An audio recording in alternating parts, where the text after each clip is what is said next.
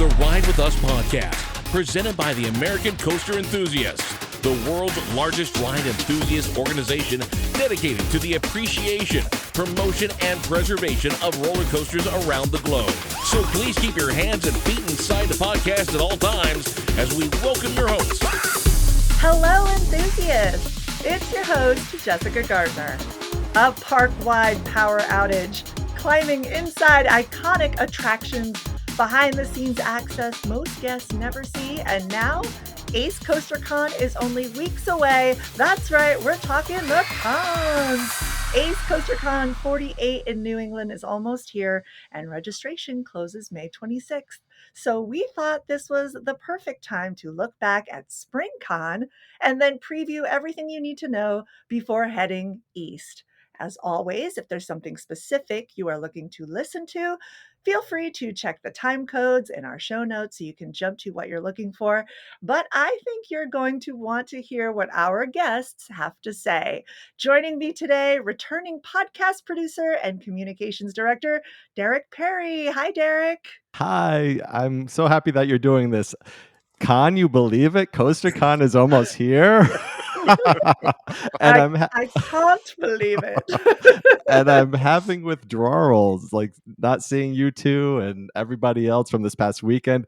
It's such a high on the weekend, and then when it drops to regular life, it's like, oh, so I'm happy I get to talk to you today. Back to reality. Also with us is the man who planned all the magic for this year's events, or a big portion of the magic. Please welcome events director Tim Baldwin. Tim, thanks for coming back to the podcast. I love it, and it's good to see you guys. And as Derek said, it's been 2 days since we've seen each other, It's so sad, but it was a great time to see everyone over the weekend.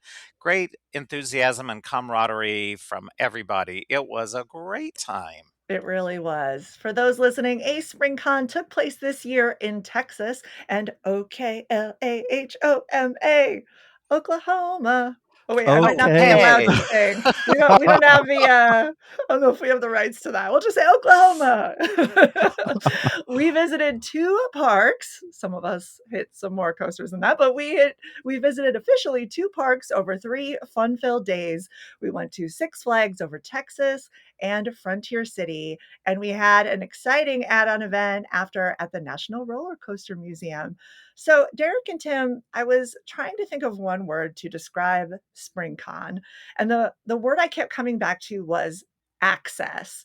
It seemed like that we had more behind the scenes moments than ever before. Do you think that that's true? And what really delivered that? What brought that around? I was lucky when organizing the spring conference because Six Flags Over Texas is my local park. And I know some things we had done at Lone Star Coaster-thon, our annual coaster event. And so I thought, let's bring back some things we had done before. And then I knew these people. I wasn't shy to ask for other things. And, and that's how Wouldn't It Be Cool, the Saturday morning thing that I kept secret the whole time. I thought, let's do some things that you just never get to do. And, not everything was a yes, and one was taken away from me. But overall, I mean, people had really neat opportunities. I mean, to have a photo op with a spelunker or to climb up the stairs of the oil derrick. Someone just called me today and said, I didn't get to make it, but that was the thing that I was really jealous of, is they had always wanted to do that. So I was so glad that Six Flags Over Texas was so hospitable and let Acers just geek out on all the stuff we geek out on. It's true. Besides the behind the scenes tours that we got of everybody, just count this here. We got behind the scenes tours of Judge Roy Scream, New Texas Giant, and Titan on day 1. We got a behind the scenes tour of Shockwave on day 2. And then we were surprised with a Wouldn't It Be Cool experience, as Tim called it, with, like he said, getting a photo with a spelunker climbing the derrick, seeing Tormenta's construction plaza, Tormenta Rampaging Run, the new Giga Dive coaster that should be coming out hopefully soon, sometime this Hopefully. year.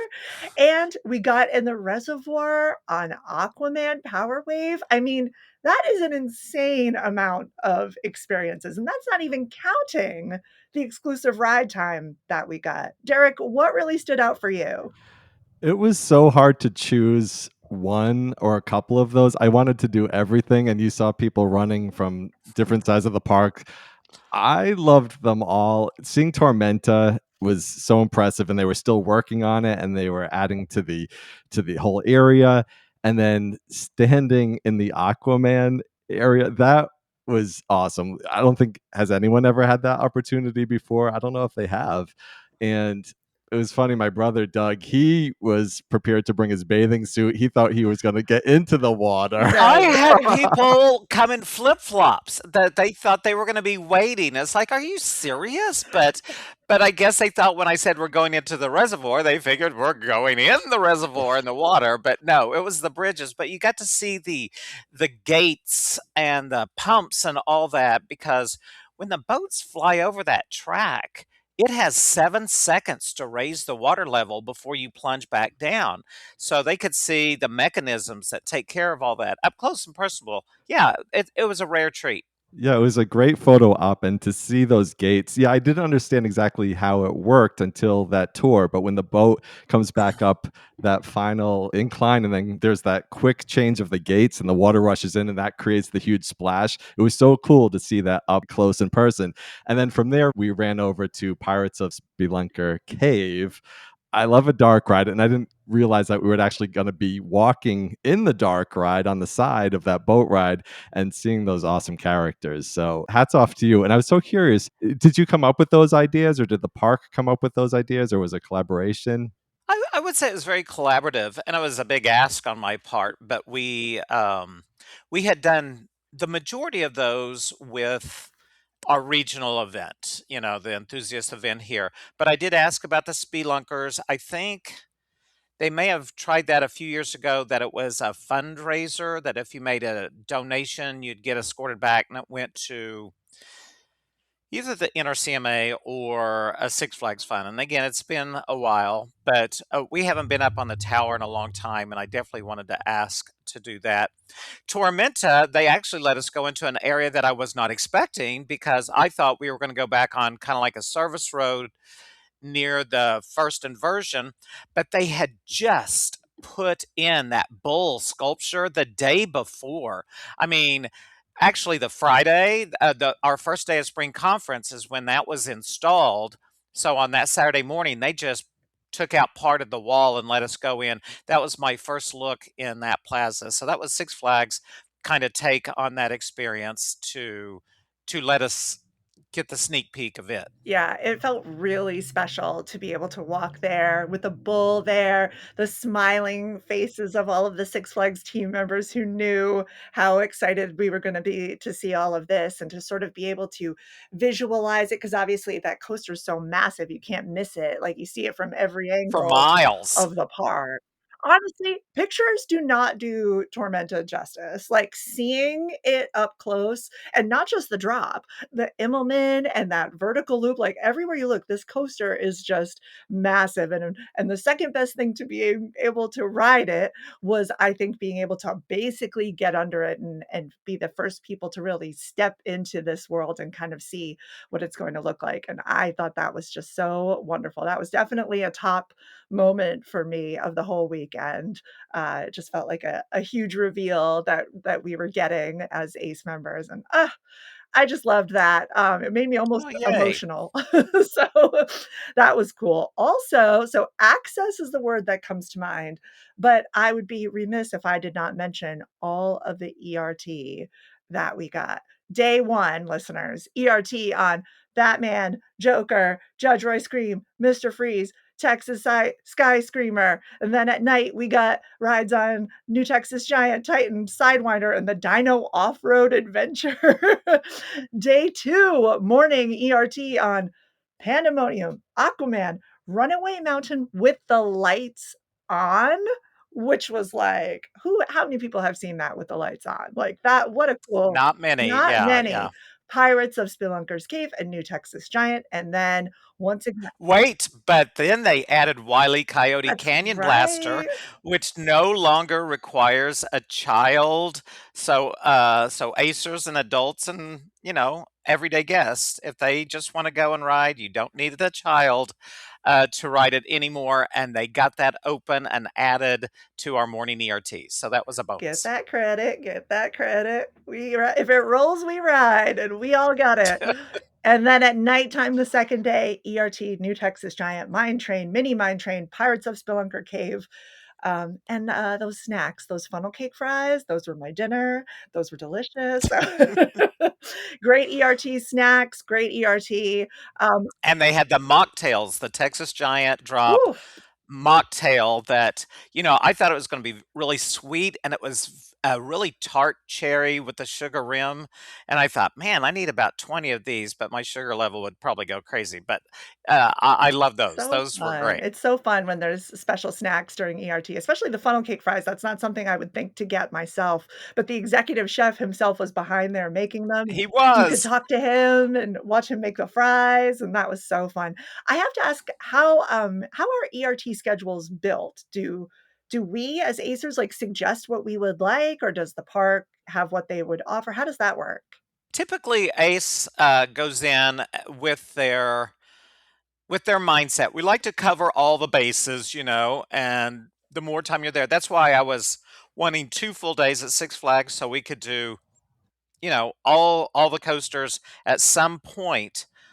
But that's not necessarily true at every event. Sometimes parks say, well, we're restricted on this, or we have to have maintenance people walk the track, or, things of that nature. So sometimes parks will have restrictions more than suggestions. But when we get to CoasterCon in a few weeks, it was the park's idea, Six Flags New England, to do the all coaster ERT on Tuesday. Oh So, my gosh. I cannot so, they can come in and really surprise us too. That's so cool. Just like choose your own adventure. So fun. Derek, did you have a favorite ERT moment? Yeah, I really loved that the dark ride was included in ERT, and I rode that multiple times, which we don't always get in ERT with the dark ride. I loved that. I loved the dino. Off-road adventure at Yes, night. It was fun. It was the first time I had ridden it at night, and I thought, "Oh, I'm glad this got included." Granted, it wasn't Tormenta, but it was still kind of a fun little forget add-on. Tormenta. This is an antique car ride where you go and buy these dinosaurs and they're growling at you. The only thing I have to say is it ends on kind of a sour note. I don't know if you've noticed the dinosaurs. From a distance, it looked like the little dinosaurs were getting a piggyback ride from the big dinosaur. But when you get up closer, it looks like they're attacking that big dinosaur. I know. I noticed that too, Derek. It's like, wow, this is kind of grisly, but it makes you notice. It It's is. something to talk about. Right. One thing I was going to say is that I did request from the park is if we could do the glow necklaces on the scrambler on the Sidewinder. And Faleco said, "Oh, that's easy. Yeah, we'll do that." And that was fun. And not everyone had to ride the scrambler to get them, but I knew that would be a fun way to get people to join in on the flat rides too. I did love that, and riding New Texas Giant through those tunnels with everyone with the glow necklaces, that was a super awesome experience, and I love when flat rides are included. One of my favorite ERT moments of the weekend was on Texas Skyscreamer on Friday. It was so windy. That was the first time that I had been on one of those where I was turning sideways and backward, and I get a little scared of those anyway, and that was the best ride I've ever had on any of those. So thank you for. You're crazy. There's no way I would go near that. It was so windy. I would never have gone, but good for you. I'm glad you got it. I can ride any coaster. The heights don't get me, but there's something very unnerving when you're swiveling with chains being flung in the air. I'm right there with Derek. It's just like it's scary. Those, roller coasters don't scare me, but those rides can really scare me. And ours here in Texas is truly one of the largest. So Very unnerving. Very unnerving. Something else that was unnerving that we have to talk about, and then we'll get to the Frontier City section of SpringCon. We gotta talk about the power outage. While we were there was an unexpected moment where the power went out on a Saturday in the middle of the, like, late afternoon, early evening. Where were you? I have to say it worked out really well for me. I must be one of the only people who it worked out great for, because right at that time, I had gone back to the hotel. Like, literally, when I hit the hotel, got a text, "Hey, the power's out. Oh my goodness, where is everybody?" And I was like, "I guess I'm gonna hang out here and take a nap." And it worked out really well. I was just going back there to towel off a little bit after Aquaman Power Wave, and I ended up getting a nice little nap in. But where were you all? I was at the house, and as events director, that's not a text you want to get. No, I'm sure. It's like, "Oh, great." So I headed back to the park, which I was going to, because we had our evening in the Southern Palace, to kick the evening off. And, as I drove back up, because I don't live far away, I just saw thousands of people just pouring out of the park because it was closing and they had the entrance coned off. And I thought, I'm going to have to get back in because we had presentations and we had kind of our group, some in, some out. And I thought, oh my gosh, what are we going to do? And I thought, am I going to have to talk my way in? And I heard the security guard telling each car, I'm sorry, we're closed. We have no power.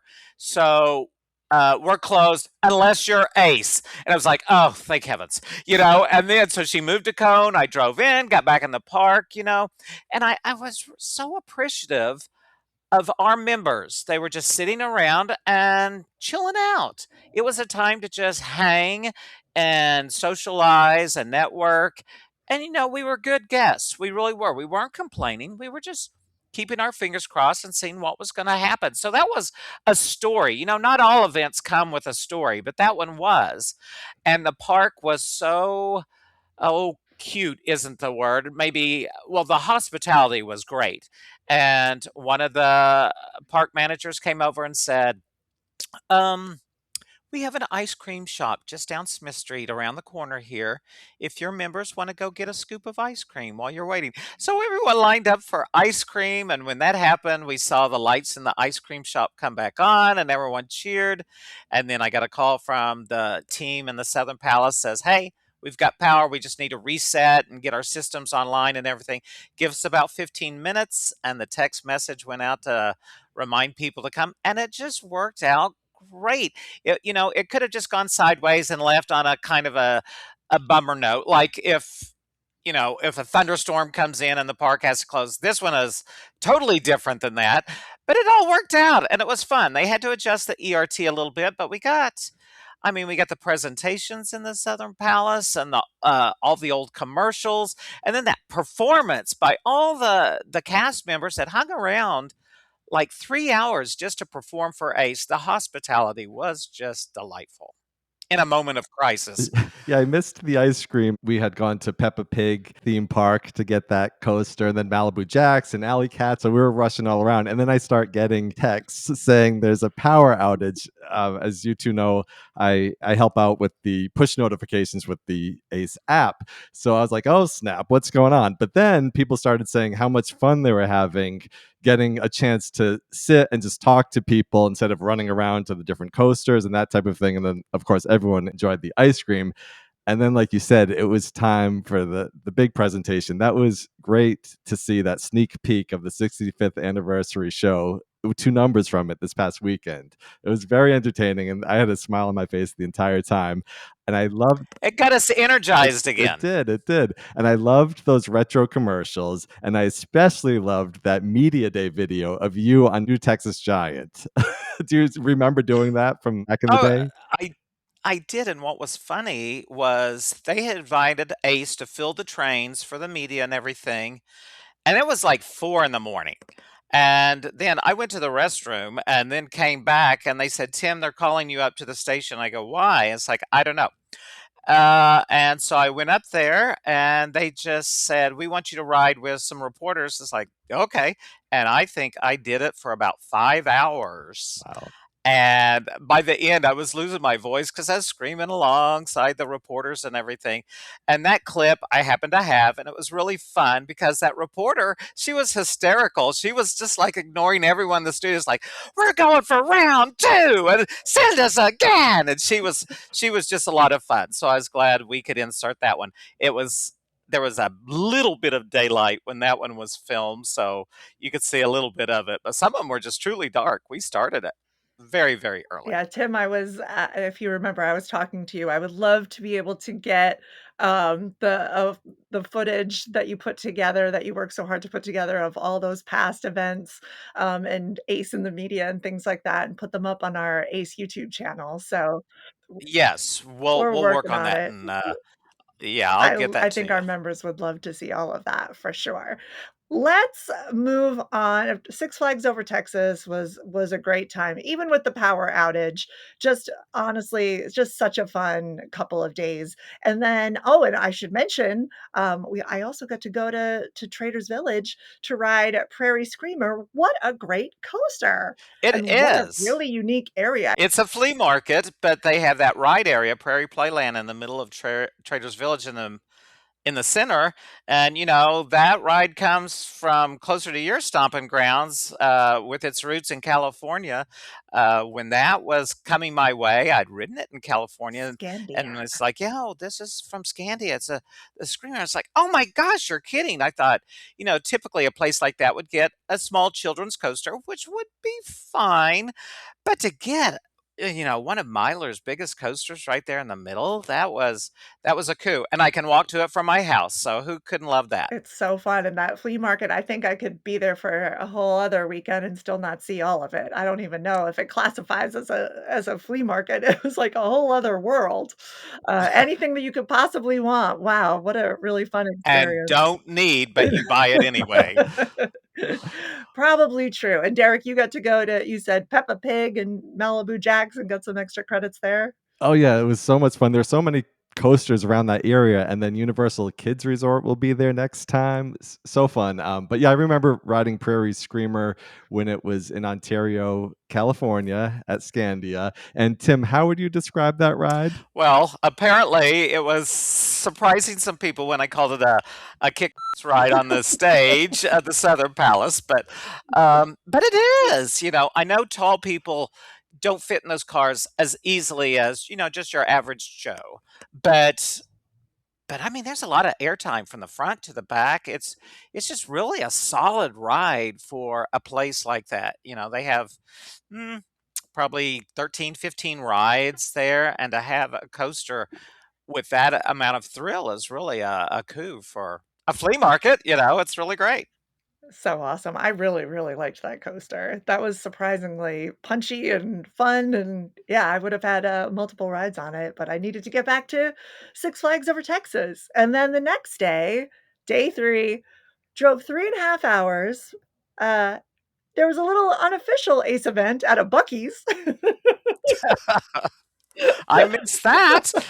We stopped at my very first Buc-ee's. I'd never been to a Buc-ee's before. Just I'm not a big, like, road trip person. I normally fly to where I'm going, and here in California, we don't have a Buc-ee's yet, although I'm sure they're coming. And, when we were there, I must have said hi to at least 20 people. Like, there was so everybody had the same plan to stop at Buc-ee's.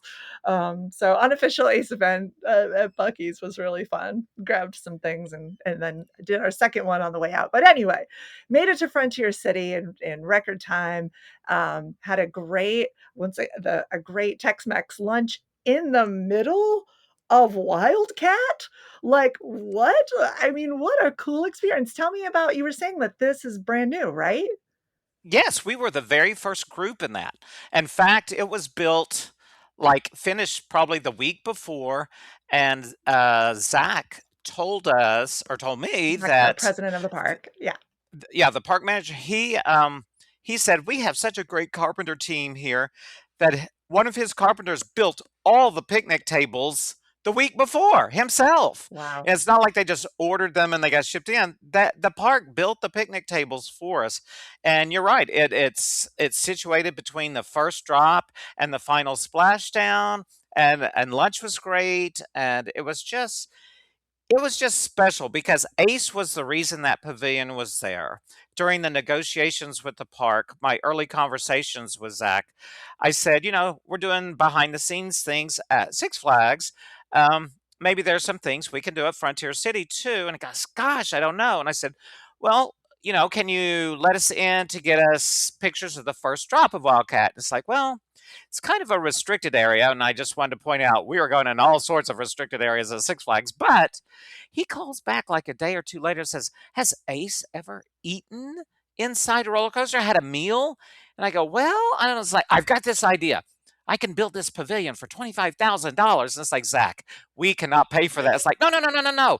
You're the reason I can ask for it. So he approached it, and I figured that's a long shot. And lo and behold, He did it. I get this call a couple weeks later. It's like, I got it approved. And within a matter of a month, they built it, and we were the first.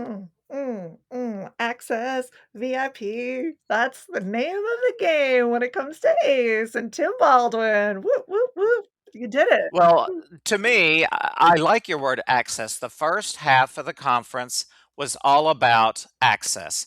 And the second half, when we got to the power outage, the second half to me was all about hospitality because Frontier City embraced us. And, they're a small park that doesn't get all the corporate love per se with all the new attractions. For them to see 400 people come in and really honestly appreciate what they do, they loved us and we loved them. And it was so heartwarming for them to feel the support of Ace. Yeah, I think absolutely. And whether or not they have a brand new coaster, the coasters that they have there were great. And we got ERT on all of them, baby. All of them, they surprised us by, when I printed out the schedule and Zach says, how come you didn't put Diamondback in the ERT? It's like, well, it's way up at the front of the park and you have to go through the gift shops. Like, no, you you have to put them all in there. It's like, okay. So he got to announce that was a special add-on to the ERT. So the surprises kept coming. People literally screamed. And I need to give a shout out to my friend James,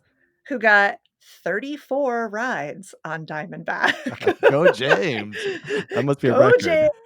How many? 34 Oh rides. my He gosh. kept texting me updates of how many rides he had gotten. He loved that coaster and he was just going to marathon it for as long as he could. Oh, that's He awesome. also did get on every other coaster. So we had ERT on Wildcat, Silver Bullet, Steel Lasso, Frankie's Mine Train, Quick Draw, which is the Sally dark ride, And for a park of that size, that was a neat little dark ride. It really is. and Soarin' Eagle, which It's typically an upcharge, but we got it included in ERT. It's one of the Soaring Eagle zip lines. yeah, The whole park looked awesome. The landscaping just wowed me, and so many things had fresh paint. So, they may not be getting tons of new rides, but they are taking care of what they have. I was especially impressed by the kiddie area with all of the little different huts and houses and wooden structures that kids could play in. Like, when do you ever see that in a park anymore, you know? It was something really special that took up a ton of real estate too. Yeah, Dan Jones, a previous events director, he said his kids love those things, just running in and out. You know, Creativity doesn't have to be expensive. Sometimes it just has to be creative. That really reached out to the little ones. The bigger parks should take notice. We also got to see a fantastic stunt show someone who loves to watch entertainment. What a great stunt show. It was these 4, excuse me, stunt performers, and they were fantastic. Hollywood level stunts in the gunfight show. What a really cool performance. We hung out afterwards, got a great group picture all together, and then the park gifted us a piece of wildcat wood that said Frontier City on it. I've already got it displayed on my wall over here. What a nice gift from them. What a great park. Yeah. Again, second half was all about hospitality. And when I arrived, I handed the event shirt to Zach. He put that on within a minute. By the time we were lining up for lunch, he was wearing it proudly. And during ERT, he just sat in the rocking chairs between Wildcat and Silver Bullet and was always surrounded by Acers going up and thanking him and expressing their appreciation, and it was just a great connection. It was fantastic. And they gave us some access too. We got to go, get a photo from the top of Gully Washer. We got to see the Frontier City maintenance facilities. We weren't allowed to take pictures in there, but we were allowed to go in and see them. We got to go inside the Sweet Adeline train car, this exclusive, like 1901 or something car that is there that's only for that presidents have been in, that now is like an exclusive. It reminded me of the Lily Bell and Disney, to be able to see this like exclusive train car that's normally reserved for VIPs. And of course, the tour of Gary Story's office, where the old Six Flags corporate office was. I absolutely sat at Gary Story's desk and got a picture and pretended I was in charge of Six Flags. Wow, I just love all of that stuff. Something for everyone. Derek, how about you? I loved going on the maintenance tour and seeing them working on one of the Rapids boats and then also the antique cars. And they were talking about how they were going to be adding more to the Tin Lizzies. So it's really great. And the people giving the tour were so hospitable. The whole park, they were so fun. Getting onto the quick draw ride that you had mentioned, it looked great. You could smell the new wood. It was all refurbished and great. And the team member who was working it, she was like, "Okay, now shimmy onto the car," and I shimmied onto the car, and she was like, she said I was the first one to ever do that. So she was fun, and she was having a good time. And then when I went on Steel Lasso, there was no one sitting in the seat next to me, so I pulled down my lap bar and secured it, and then I pulled down the lap bar next to me, and the ride attendant there was like, "See, you get it. Ace understands. Ace respects us. Ace helps us out." She was so complimentary about Ace and everyone there that day. So it was a cool shout out to the organization Wonderful. and its Fantastic. members. Just a great weekend. And I do have to point out that the culinary team was so funny. At lunch, we were the first ones to do that, and I mentioned at lunch, just like, "Do we have something sweet? Because I had churros arranged." And he goes, "Yes, that was supposed to happen. They did not get down here, and we could not get the fryers up in time. So they rushed cookies to the arena when we were in there for the show. And so we all had something sweet. And then during ERT, when we had popcorns and drinks, they were making the churros for us at night. So we still get I those. didn't get a So churro. Oh, Oh, you man. missed it. Oh, man, yeah, that was great. I don't need the sugar, but it's like, heck, if they're gonna make churros, I'm gonna have some. So it was fun. We had the sweet and the salty with the popcorn and churros, so they didn't let us down on that. We got I that. was too busy getting Soarin' Eagle as much as I could. Which was twice because I wanted everybody to have a turn on it, so I just waited it out and saw if everybody was done with their rides, I wanted to get back on because There you go. that was super fun.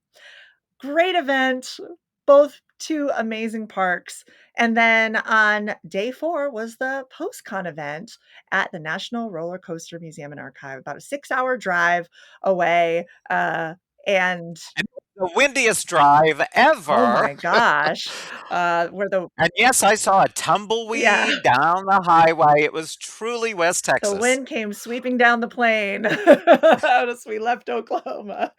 That was wild. I don't wanna talk too much about the National Roller Coaster Museum and Archive because we did get a really great interview with Chris Roberry and Josh Brown at the Roller Coaster Museum, that I really want everybody to check out. But I will say, just briefly, we can all say what we thought of it, but for me, I know that you 2 have been there before.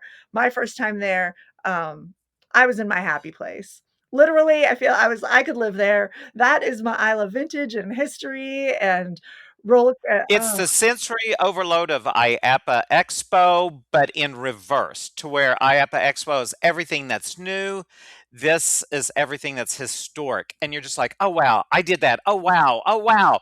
And every time, I mean, between the models and the vehicles and signage. just signage, you know the history immediately. You connect to it. And there are some really old things there, just waiting to have stories told. So thoughtfully designed. There's the gauzy wood here and the wheels here. I mean, we'll get into it in another episode even more, but I think if anybody at all had any I mean, I know that people had questions about why the museum hadn't opened or why it was located where it was. I think everybody who was there, and I think there were about 60 of us, anybody who had those thoughts, their minds were changed. I feel like everybody got it. They got why the space needed to be as big as it was. They got what this museum was about and what it was going to be in the future and how hard the people are working to make it what it is. I think minds were changed and I think people were excited. I know I was. I can't wait to get back. So, how about for you, Derek? I know you've been there before, but Yeah, that was my 3rd time visiting, but every time there's new exhibits, there's new roller coaster trains, there's something awesome to see. King Ka, ugh, that train was new there, and to see all these coasters that we may have been on around the world or may have seen them on the internet or whatever, and to see them all in one place, it almost seems surreal. It doesn't seem like a real place. It's yeah, your mind is blown. It's incredible. And like you said, when you go there and you can see everything and capture everything, it just you need to make a visit out there they let when you you touch can. it. They let you sit in some of the seats. It's Right, I like, know. oh my goodness, your hands on the New Orleans part. Okay, we're talking about it too much. We're doing what I said we shouldn't do, but I just goosebumps. I just loved it. I loved it so much. And we were also able to go and take a tour of RMC Larson. Did you both do that as well? Yeah, that was really neat to see. They were working on some Larson loops that one was from 1993, I believe, and they had brought it in to refurbish it. So that was cool to see in pieces. There was a brand new Larson loop that they had up and they were testing. And that wind was blowing really hard there Oof. too. So to see that Larson loop standing up straight and not moving, it's a testament to how well they're constructed. So yeah, I always love a tour and of a manufacturing, and we love RMC and Larson. So it was very nice. Well, if SpringCon was the appetizer, CoasterCon is the marathon? I How do don't you know go about from that an metaphor. appetizer to a marathon? You're mixing metaphors here. Listen, you know what I'm saying, though. Okay, if SpringCon was the 5K, then CoasterCon is the full There we marathon. go. All right. For you, Tim, as events director, any lessons from SpringCon going to carry you over into CoasterCon? Um, I wanna make sure the parking lots are open, and most people thought it was fine, but we had to get registration set up, so, I will continuously ask that of our host parks at CoasterCon, but if CoasterCon goes like spring conference, I'll be thrilled, just because we do have behind the scenes things set up for CoasterCon, tons of VRT, we're gonna eat well, I'm gonna be excited about it. I think, I'm just looking forward to all the highlights of spring conference just carrying on into CoasterCon. For those of you who don't know, CoasterCon is going to be at Six Flags New England. Then we're going to Lake Compounce in Connecticut and up to Six Flags Great Escape in New York with an add-on event beforehand at Quasi, which I will definitely be at because somehow, even though I'm from New England originally, I've never been to Quasi. I don't, it was just one of those things. Derek, for someone attending their first CoasterCon, talk about like that very first day, about like what happens day 1, check-in, onward. Going into registration, you want to get there early and you want to make sure that you pick up your registration packet. And then there are so many tables. There's the general store, which Xander Lee and the merchandise team, they create such cool items. The CoasterCon design that Hunter Lawrence from the Gravity Group, she designed the CoasterCon logo this year. Yeah, so there's going to be that merchandise. There's all different types of Ace merchandise. So you want to make sure you have your credit card with you. And then there's also the t-shirt pickup. If you ordered a t-shirt online, you can pick it up over there. There's the photo contest entry where you can bring your photo and enter in the contest. And then throughout the week, the attendees will judge on their favorite photos. There's the diversity and inclusion table. People have their own tables set up with some of their vintage merch. Yeah, Vendors, yes, vendors. You could vendors are there. And one thing I would really like to encourage, if anyone listening has never been to CoasterCon before, they have the orientation sessions.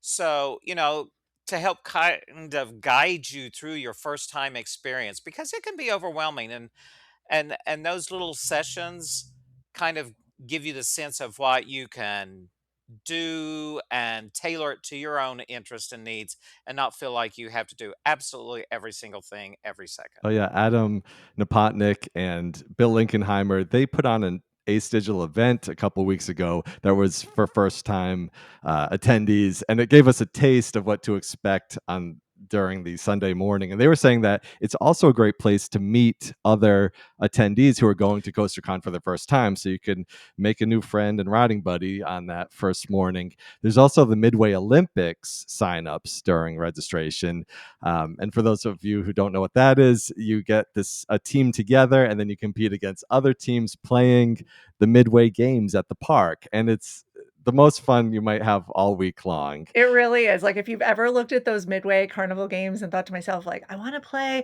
but I don't know if I wanna pay to do it," this is such a good opportunity to see what you might actually be good at. If you've ever thought, like, "Hey, can you really win at one of those ring toss games or the ball in the bucket?" Like, this is your chance. Sign up, you get to play. It's so fun. My mom was on the digital event, and this is going to be her first coaster con in a very long time. And she said, "We're doing the Midway Olympics." Oh, alright then. Fun. That's on the top of her list. And then there's also the banquet. If you bought a ticket for the annual banquet, you'll go to the table there and choose your seats and get your Why tickets. don't we talk about the banquet while we're here? Okay, our keynote speaker is Michael Graham from the Gravity Group. Michael. So he will be engaging, and we have a great menu set up. And you find out the winners of the video contest and the photo contest. Some awards are given out. It's more than just food. A lot of people think, oh, it's just, I don't need that meal.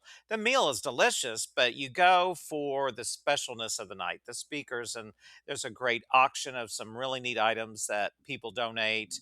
And I mean, it's a few hours of a lot of activity. So, I always enjoy the banquet.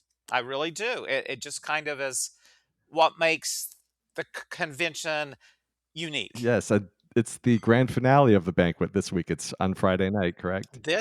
Yeah, this week it is the very last thing, And there's indeed. also the PTCI Spirit of Ace Award is given out that night. And if you haven't nominated anyone for Spirit of Ace, you still have time to do that.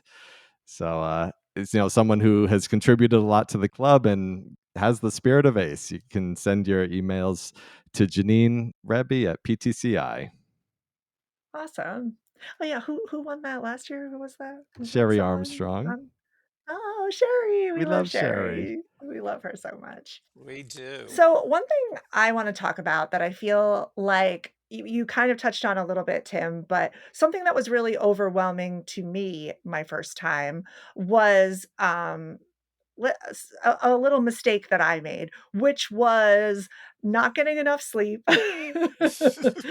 thinking I had to do absolutely everything and kind of overwhelming myself. And by the end of the week, I couldn't even wake up for the early morning ERT. And I remember something that Elizabeth said that someone else said to her, and it was that think of CoasterCon as a buffet. When you get that schedule, those are all of the things that you can do. There are so many meetups with and so much ERT and behind the scenes tours and just all these different directions that your week can go. But make sure that you go ahead and take some time to rest and rejuvenate and don't overwhelm yourself. Pack multiple pairs of shoes because there's a lot of walking, a lot of walking to different parts of the park. So it's good to switch up your shoes. Wear Ace shirts. I mean, you'll all be wearing your lanyards, but if you wear shirts, coaster shirts or Ace shirts or something like that, then people will often say hi to you. I want to give a shout out to someone I met on this last trip who came by herself to SpringCon, and that was Teresa Smith. She's an Ace member who showed up solo to con. There are solo to con meetups, and really the understanding that even if you're going alone, if you see anyone wearing a badge or an Ace shirt or a coaster shirt, and you realize that they're with a group, you can say hi to them and make new friends. Like, don't feel like if you're going alone that you're going to be spending the entire week alone either. So if you're super like sticky, you're trying to memorize the schedule and figure out everywhere you should go, just like sometimes just let the week unfold itself to you, but pick the things that are the most important to go with. Would you all agree with that? Definitely. And we are fortunate in a way for this convention that Sunday nights ERT goes relatively late, but the rest of the week the parks are closing in the evening instead of late at night. So the ERTs are not late. This may be the sleep year for convention. Did you hear that, Derek? This is the sleep year. Derek's not a good sleeper. I get a few hours sleep this time. Uh, so and what exactly what you said. Uh, we all have the same passion, the same interest, and some people, might be a little shy or whatever in line, but turn around and say, "What's your favorite coaster here?" or ask them if they're having a good time, and that gets the conversation going. We've always said it before. We've become such good friends with so many ACE members through these events. It's wild, and it just started with a oh, do you want to sit together on this ride? And then it goes from there. So yeah, definitely try and talk to as many people as possible. I'm going to try to do that too. I love hearing where everyone's from and how their days are going. Yeah, Exactly what you said. You just pick and choose. I love nighttime ERT, so I'm gonna hit up all the nighttime ERTs, and if I don't make it into the morning, that's okay, because there's so much to do. yeah. To use Teresa as an example again, she came solo to con. She had this idea in her head that she was just gonna ride coasters the whole time, that she didn't really need to do the food, that she didn't really need to do any of the behind the scenes thing. That's not really her thing. She just wants to marathon the coasters. But then she turned around and met me in line, and I kept introducing her to other people. She said, "Are you guys here for Ace?" I was, yeah, hi. Where are you from? She said, "Oh yeah, I'm by myself." "Oh, you're by yourself. Well, you need to meet this person. What's your home park?" Carowin. Let me introduce you to some other people I know who Carowinds is their home park. And suddenly she's talking, and oh, I guess I'll go with this. I was going to go and spend my time on this coaster, but maybe I'll go with y'all. And then she did the behind the scenes tours and loved it. And she tried some of the food and she'd never had it before. And I'm just saying to, go in with little, if you can be open minded, I think CoasterCon is a great place to really just relax and know that you're going to have a great time no matter what. I agree. And last year we started a spirit week type of thing where we wore different shirts for different days. Like one day it might have been like a Schwarzkopf t-shirt or where your home park is. And that gives you also something to talk about. And I was talking to Xander Lee and Jess Nemec and Doug Perry about possibilities what we could do for this year. And Jessica, you're gonna love this. Xander came up with bounding, coaster bounding, which is like Disney bounding. Oh my gosh. Tell everyone what bounding Okay, is. maybe someone else will have this question. What's bounding? Oh my Explain. gosh. Let me tell you about bounding. Okay, so bounding is in something in the Disney World. Like if you were going to bound as Ariel, rather than like fully dress up as the Little Mermaid with like cups and whatever, maybe you just have like a red headband or a red hat or red glasses. Maybe you'd have a purple shirt in honor of her like purple shells and green pants in honor of her green fin or green shoes or something like that, right? And so like and maybe your earrings are shells or you have you know what I mean? Like something on you, like a bracelet or something that's like ocean related, or a necklace or something that's ocean related, right? Or pins. Oh, this is so exciting. So say you wanted to bound as like, oh my gosh, what's Xander a good gave the one? example of Nitro at Six Flags Great Adventure, and he said he'd Oh wear my blue gosh. shorts, a yellow shirt, and maybe some sort of pink accessories. Amazing. I could go as Wonder Woman Flight of Courage, okay, and, like, kind of have, like, a Wonder Woman bound, or you could I mean, this is so easy. You could go as What would you Batman. do for Ghost Oh, Rider? that's so good. Whoa. Cowboy hat and Yes. like dark eyes? I don't Yes, know. with, like, brown. You gotta wear, like, brown or, like, a vest, like a cowboy, or Yes. you're like a Oh my gosh. ghost, So like, many wear, like a possibilities. bandana. Ooh, I'm like, "Oh, I'm getting so excited. This is such a good idea, coaster bounding." So, but the idea is you're not supposed to just wear a shirt that says, like, Ariel. Like, that's not the idea. Like, you're supposed to give, but only like an if you know kind of thing. Do you get it? Right? So, like Yes. you're saying, like, it's Ghost Rider, but you don't just, like, wear, "Oh, I'm Ghost Rider" shirt. Like, no, you have to, like, give the essence or the colors of the coaster. I'm so in. We're putting this on social media. We're telling everybody This is about it. happening. This This is is happening. happening. You know what we didn't talk about is, the rubber ducky regatta. Oh yeah. And that was such a simple idea that was silly and look at how it has taken off. There's a regatta t-shirt this year for heaven's sakes. I mean, It has become really popular, and And and each duck each year is different, so people collect them. but explain what it is. Well, you have a duck in this race with a number on the bottom, and A rubber ducky. yeah, a rubber ducky, and I don't know what it looks like this year up. I do. It looks like New York. It's the Statue Statue of of Liberty. Liberty. Oh, okay, all right. So you don't know which of your duck because they all look the same when they drop them in, but like 400 ducks are dumped into the lazy river at the same time, and people kind of start following them around. Then you rush to the finish line to see which duck's going to cross. I always kind of cheer mine on to be last. Like I want to be the trailing duck, that comes in. But it's silly, but it's that moment that you're a part of that makes it fun. And I buy one every year, and I cheer it on, and I love my little collection of the rubber ducks over all the And years. And this year is the 10th year anniversary. the rubber duckies are $7. That money goes towards preservation, so it's all a charity cause. It's super fun to watch and get pictures of in all of these ducks inside the lazy river at Hurricane Harbor. And then, if you want, you are able to collect your duck and keep it as a souvenir. And I still have mine as well. There's mine from last year. He's in like a little suspenders outfit, just I sitting right have over my there. So, set in the yeah, collections room. And while we're talking yeah. about participating, if people are hearing this right now with enough time, pull out your favorite photos and enter them in the photo contest. The selections are so fun to look at. Even if your photos don't win, you're showcasing your skills and this coaster for someone else, like, oh, yeah, I need to get there. So, definitely, photographers out there, think of your best shots of the last year and enter them. And there's Yeah. also the video contest, which the deadline to enter that is Thursday, June 4th. And there are two different categories. There's the short form, which is under 1 minute, and then there's the standard, which is a few minutes long. And it can be anything. It can be something you would put on TikTok or just videos of recording people around a But it park does and have to show a smiling and coaster, waving. right?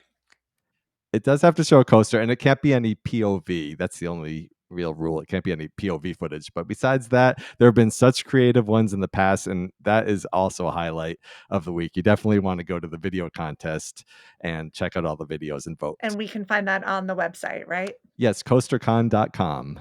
Coastercon.com to find the video Woo! contest. But the photo contest, you can enter that you hand in person at registration, Right. right? You They just have bring it, plenty of time. you check in, you go over that table, they give Mhm. you a little receipt for your photos, and then they are on the display for 3 days. Well, 2 This days.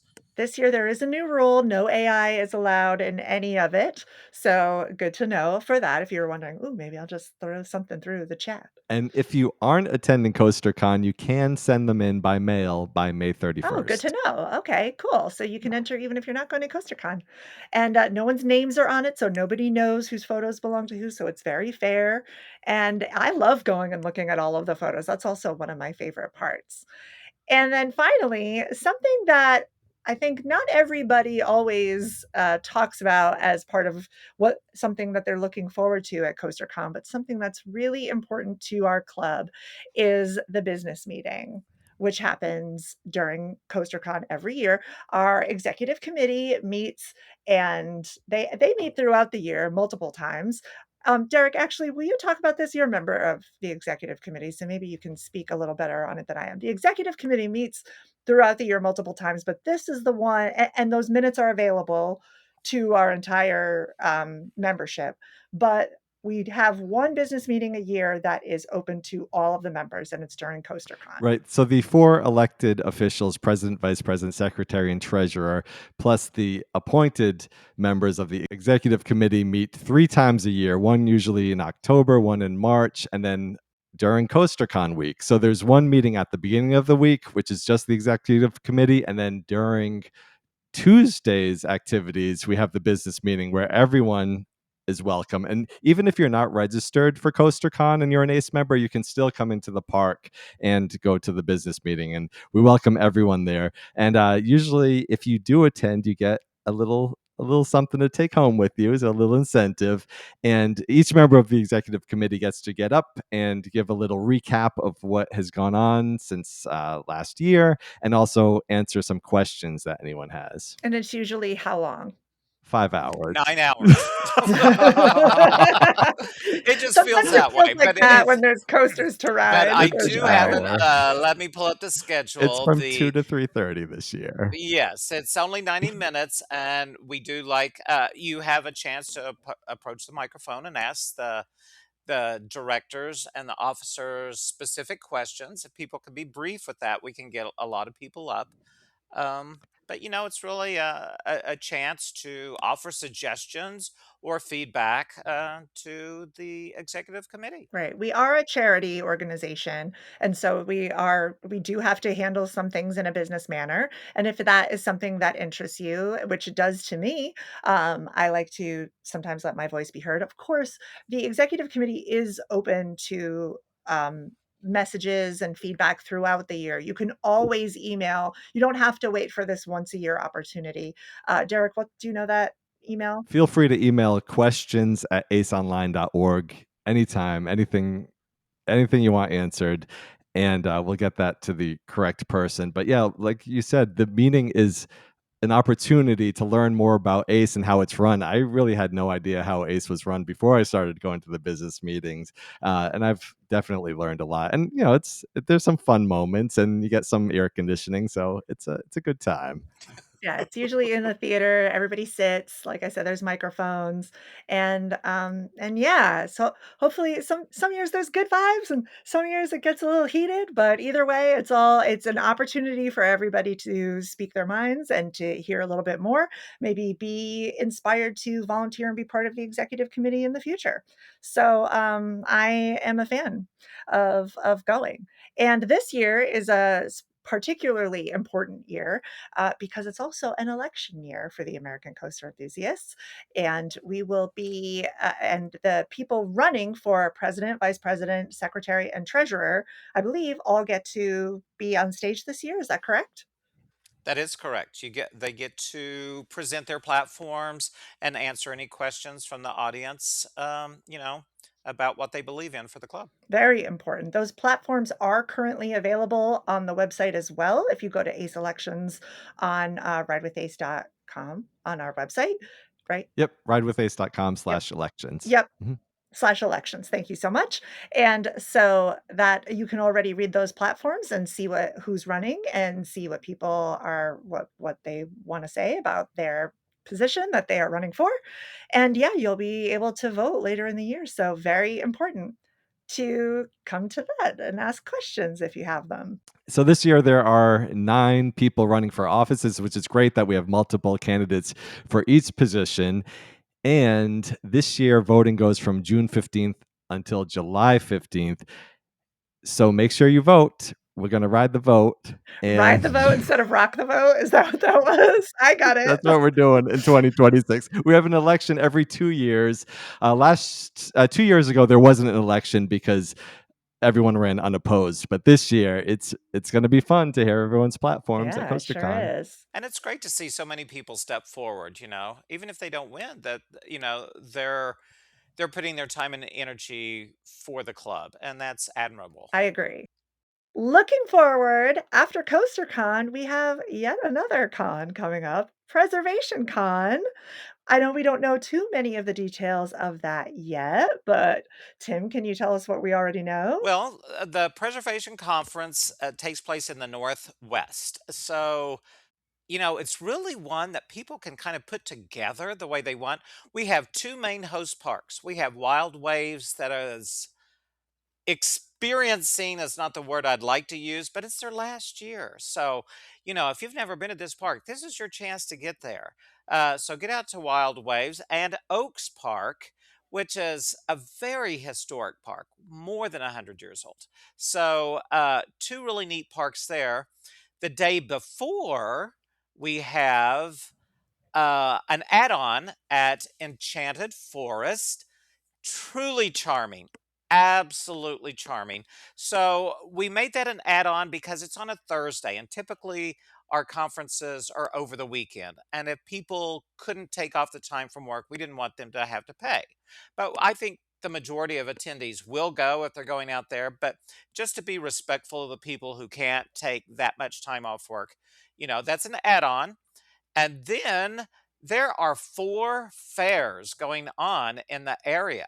I mean, you've got the 4. You've got the Oregon State Fair from 4? August 28th to September 7th. That's in Salem, Oregon.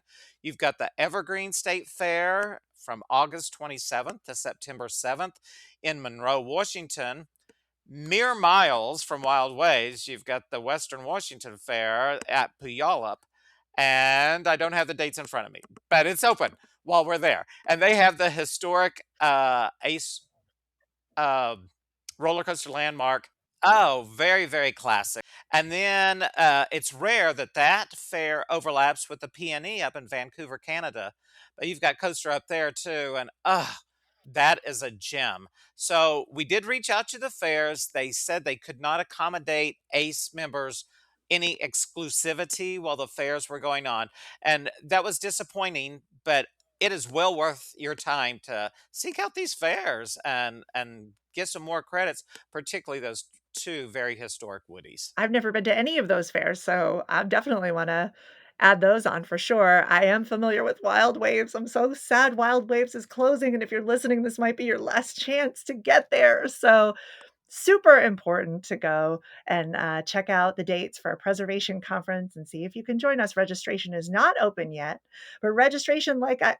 Right. But correct at the time of this, but registration is currently open for CoasterCon, and the schedule is posted, so you're able to start planning out your week or taking a look at what we've got so far planned. There'll be more to come. Hotels are listed on our website, so you can start getting your planning done there as well. We have some good hotel rates and things like that. And don't forget, registration closes May 26th. So if you're thinking about attending, now is the time. We're going to end this episode with a quick lightning round of questions for the 2 of you. Most underrated ride at SpringCon? Pirates. I think Pirates is awesome, and also the off-road dino adventure. Yes, I like both those. Mhm. Thank you. Thank you. It's my home park. It's hard for me to think really quick. But at Frontier City, Steel Lasso is not the go-to coaster, but it's probably the most popular coaster at that park just because it has such a wide demographic and runs reliably. It's got good capacity. So it's kind of, the understated sleeper Yeah, here. and Diamondback, so many people who hadn't been on an Arrow shuttle, they got to go on it this week, and I was so excited that it was open because it wasn't listed on the app. And when I saw it running, I almost jumped out of the car and ran to it because I didn't want to miss that opportunity to ride it. I loved Silver Bullet in that back car being thrown back and forth, the forces. Completely awesome. And Runaway Mountain, like you had mentioned, getting to ride it with the lights on, that was an unbelievable experience. And when I got off, Doug and Javan and Jacqueline and Daniel were like, "Did you see the Yeti? That was so cool." And I was like, "Yeti? Like, you must be pulling my leg. What are you talking about?" So we had to ride it again. And then I did see there was a Yeti. Did you see it, Jessica? I didn't see the Yeti. No, Oh, it's in the final helix. nope. It was put there several years ago for Halloween that strobes would hit it at the end of the ride, and then at Christmas time they would drape Christmas lights all over the Yeti. Well, then I'm just going to have to get back there and ride it again and look for the Yeti. All right. And I Listen, want to say one more thing. As people were leaving that final night, they asked about Titan, which they said that ride is still glass smooth after 25 years. How come Giovanola never built any more? And that's a whole nother podcast. But I take that ride for granted on how graceful and smooth it is. Still very powerful, but it is. It's a sheet of glass. Go Titan. one ride that you're most looking forward to riding during CoasterCon? Superman. I, Absolutely, me too. I love that coaster. The airtime on it, the location on the Connecticut River, the memories of riding it when I used to live in New England. One of my favorites, without a Me doubt. Yep. too. Very high on my steel list, and I hope Boulder Dash is running great because Rides on that in the dark are crazy because you are just skirting through the trees and the boulders and everything on the mountainside, and it's so long. So it's truly a notable ride. And the Bobcat is so much fun. Speaking of Last Smooth. That'll be new for me. Okay. That'll be new. That and Quantum Accelerator will be Oh, new that's for right. me. You all have been on Quantum Accelerator. I have. You're gonna love it. That launch, that second launch, you're gonna love it. You're gonna love it. One thing that you're packing for CoasterCon. Yep, Sunscreen? it's gonna be hot, probably in New England. All my ace pins from throughout the years, so maybe I can trade with someone. Oh, that's You put them on fun. your lanyard, and then I hear there are gonna be new pins for this year, so Ooh, I'm we'll do some excited for pin that. trading. Nice. And, And the executive committee all got name tags, so I'll have to remember to pack my name pack tag. your name tag. I'm gonna go ahead and remember to pack a raincoat because New England weather, you just never know. It's not as bad as Florida, but you just never know with New England weather. So a little poncho or my Ace raincoat is gonna be perfect. And comfortable shoes, like you said, like, make sure you bring It's a comfortable shoes. big park. And don't forget your bathing suit because there's a water park at Six Flags New England as well. At At all all 3 three parks. parks. Yep, so don't forget your bathing suit. And finally, prediction for the one thing that everybody's gonna be talking about after CoasterCon. Probably something insane at the I think business so too. meeting. I think the election. I think people are gonna be talking about the election. But I hope it's the behind the scenes tours and the fun perks and privileges that we get. But scandal will always top those. Scandal. We love a good scandal. And yes, just I encourage everyone, no matter who you vote for, just vote. It's usually such a small percentage of members actually do vote, so let's all vote this year as Yes. much as possible. Exactly. Derek Perry, Tim Baldwin, thank you so much for taking the time to do this podcast tonight, especially since you must be still exhausted from your SpringCon hangover. So thank you so much for joining me. I really appreciate Thank it. you. And I just want to thank Tim and the events committee and all the volunteers who planned the events and who executed the events. You give us our best weekends and weeks of the year. So thank you so much for what you do. Oh, that's very sweet. Thank you. We love doing it. And thanks for the shout out to the volunteers. I'm always a person that appreciates people donating their time so everyone else can have a better experience. So go volunteers. Go volunteers, and thank you so much to Six Flags Over Texas, Frontier City, the National Roller Coaster Museum, and to all of those ride operators who stuck it out with us during ERT and all the performers during the power outage and everything. We appreciate you. We see you, and we're glad to have met all of you.